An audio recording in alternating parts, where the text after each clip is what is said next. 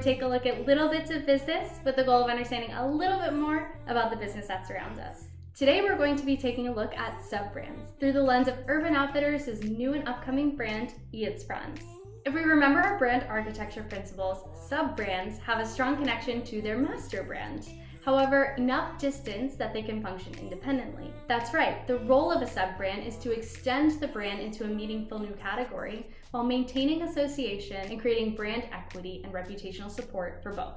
Of course, this can be volatile for the brand if the sub-brand doesn't actually take off, but it also provides enough distance from the core brand that the core brand won't be entirely impacted. If you're interested in learning more about brand architecture, I'll link a video above.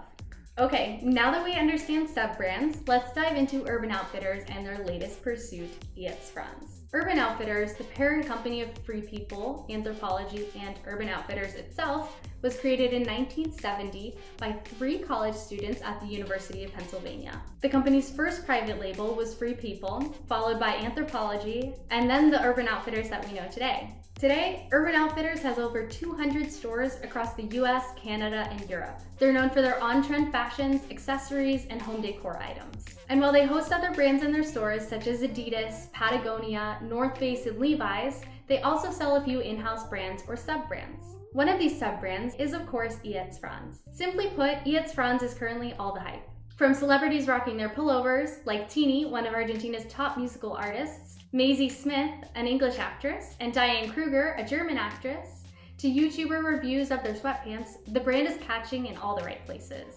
I must admit that my attention was initially sparked when I saw one of these celebrities wearing some It's Frans gear, and it truly wasn't until my It's Frans socks arrived that I was confirmed that it was by Urban Outfitters. But where did this brand come from, and why should we lean in? First, let's understand a little bit about It's Frans products, and then we'll talk about why it's interesting. It's Frans, meaning something French in Dutch, targets a very current and trendy demographic regardless of age or overall style. Their products focus on trendy and comfortable loungewear with a current emphasis on sweats, socks, and pullovers. Their designs are heavily focused on current trends such as tie-dye, relaxed fabric looks, and vintage-esque designs with a slight nod to very high-end streetwear brands such as Off-White.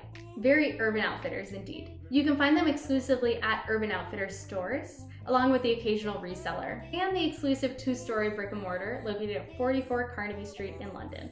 Now, why is It's Frans interesting? Well, for Urban, this new sub-brand is a strategic way to reach new customers while leveraging the already created brand equity. Customers who are already loyal to Urban will be eager to check it out and impressionable. New customers that were potentially uninterested in Urban's broader offering could be brought in with a more targeted marketing campaign. Now, the brand itself definitely gives you the feeling of wanderlust streetwear direct from the Netherlands. It inspires ideas of entrepreneurial pursuits taking off, and we as consumers crave to support that. However, it turns out that this is a brand entirely created by Urban Outfitters. In a Vice article covering all things It's Frans, the writer cites Michael Taylor, Urban Outfitters' menswear buying director for all of Europe and Asia, as saying, "The brand's origins lie in Europe, specifically in the styling you see in cult classic French film, Lion.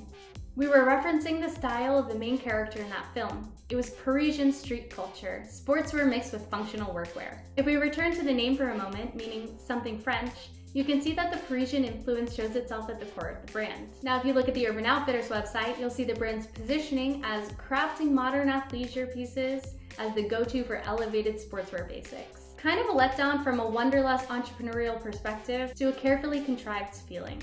Initially, we thought that a great designer from the Netherlands had a cool idea and it took off. The classic dream. And while the brand does what it's ought to do, I must admit I'm a little bummed. Nonetheless, the brand that started in 2017 has been and is continuing to catch hype.